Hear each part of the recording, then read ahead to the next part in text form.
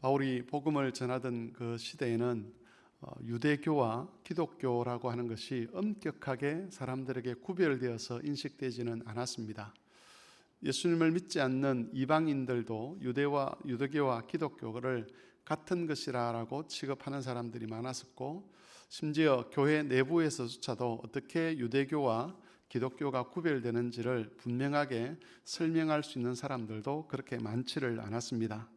그러다 보니까 예수님을 믿고서도 유대교인들처럼 그렇게 하나님을 섬기려고 하는 사람들이 있었습니다.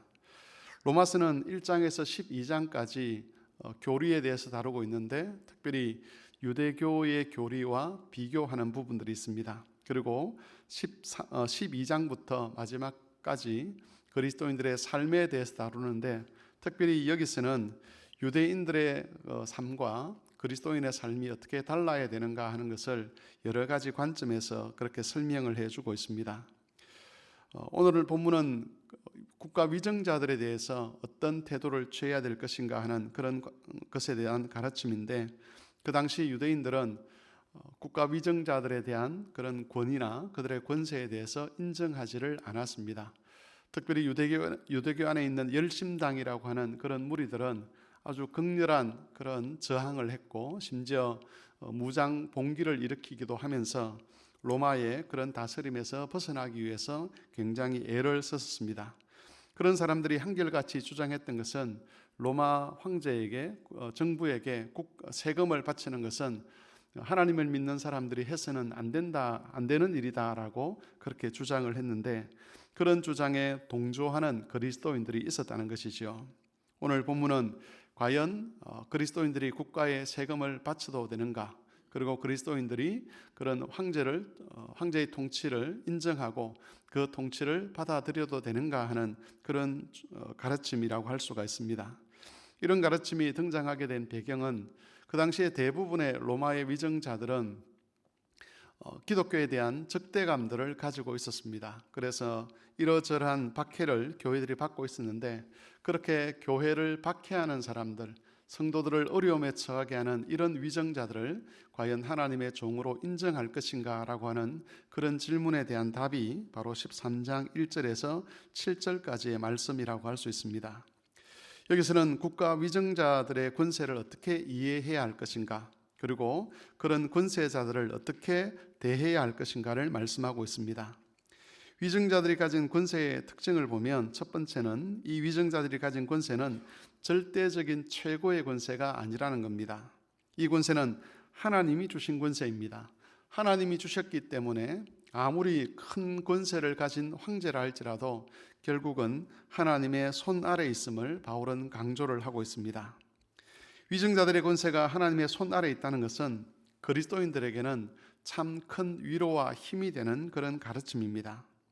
이 세상에 돌아가는 이치를 보면 지상의 권력자가 최고의 주권을 가진 것처럼 보이는 것이 사실입니다. 만일 그것이 사실이라면 그리스도인들은 큰 절망에 빠질 수밖에 없는 것이지요. 이 세상의 일들이 하나님의 뜻과 상관없이 흘러가는 것이라면 모든 미래가 불확실해질 것이고, 우리가 믿음을 따라 살아가는 것도 헛된 일이 될 수밖에 없을 것입니다. 특별히 권세를 가진 사람이 악한 자라면 하나님이 약속하신 것과 반대되는 그런 결론들이 일어날 수밖에 없을 것입니다.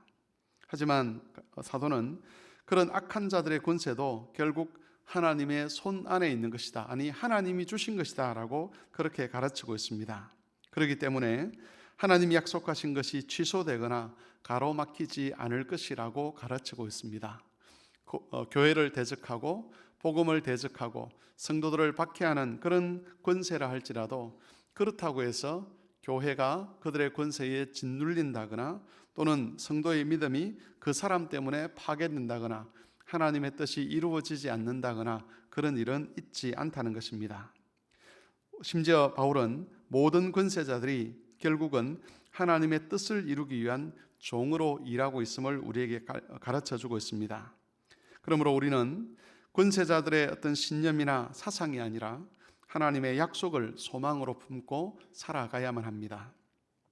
두 번째 특징을 보면, 이 권세자들은 하나님의 뜻을 집행하는 역할을 한다고 이야기를 합니다.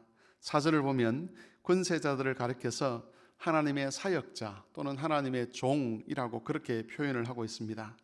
이 표현은 교회에서 사용하는 그런 표현과 똑같은 표현입니다.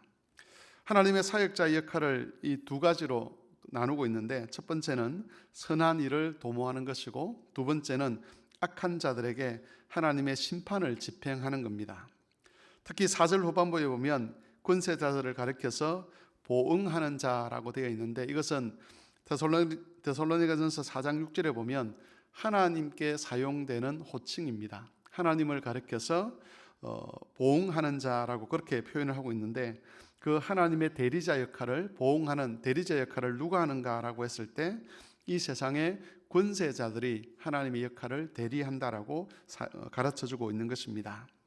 권세자들은 하나님의 종입니다. 우리는 악한 권세자들은 하나님의 종으로 일하지 않는다라고 생각을 하지만, 사도는 그런 악한 폭정, 악한 자들의 그 다스림이 사람들에 대한 하나님의 채찍이라고 그렇게 가르치기도 합니다. 이런 권세자들에 대해서 그리스도인들이 가져야 될 기본적인 태도는 그들을 존중하고 그 권세에 복종하는 것입니다. 권세라고 하는 것은 하나님이 우리의 머리로 힘을 주셨다는 그런 의미인데, 권세를 가진 자들이 있습니다. 부모가 권세를 가지고 있습니다. 교회의 직분자들에게 하나님께서 권세를 주셨습니다. 그리고 이 세상의 위정자들에게 하나님께서 권세를 주셨습니다. 그런 권세자들에게 하나님께서 이런 것들을 주셨기 때문에 모든 성도들은 5계명 안에서 이 권세자들을 존중하고 인정해야 될 것입니다. 5계명을 보면 내 부모를 공경하라라는 표현이 있는데, 이 5계명이 어디까지 확대되는 계명이냐 하면 바로 권세자들에 대한 우리의 태도로까지 확장이 되어야 된다고 성경은 가르쳐주고 있습니다.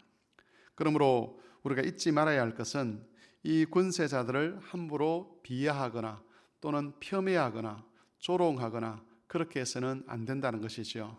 하나님께서 세운 위정자들을 존중한다면 그들에 대해서 아무렇게나 말하는 이런 일들을 하지 말아야 할 것입니다. 오히려 우리는 교회의 지도자를 위해서 기도하듯이 국가의 위정자들을 위해서도 진심 어린 기도를 하나님께 드릴 수 있어야 하는 것입니다.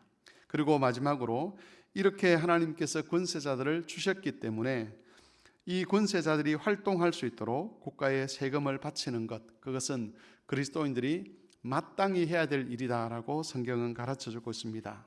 심지어 이것은 교회에 우리가 헌금하는 것과 똑같은 원리로 세금을 바치는데 적용을 해야 된다라고까지 요구를 하고 있습니다. 그래서 사회가 혼란에 빠지지 않도록 이런 통치자들이 일할 수 있는 그런 기반들을 우리가 마련해 가야만 하는 것입니다. 오늘도 이 진리를 우리가 기억하시고 다른 무엇보다도 위정자들을 위해서 기도하는 그런 그리스도인들이 되었으면 좋겠습니다. 교회가 국가의 그런 폭정이나 잘못된 정치에 대해서 저항할 수는 있지만 기본적으로 위정자를 존중하고 존경하는 그런 태도를 가지고 정책에 대해서 이런저런 이야기를 할 수 있는 것이지, 그런 위정자들을 무시하고서 우리가 그 일을 할 수 없다는 것을 꼭 기억하시고 위정자들을 위해서 기도하고 나라의 평안을 위해서 기도하고 그 평안 속에서 주의 교회가 든든히 서가도록 기도하는 그런 교우들이 되실 수 있기를 바랍니다.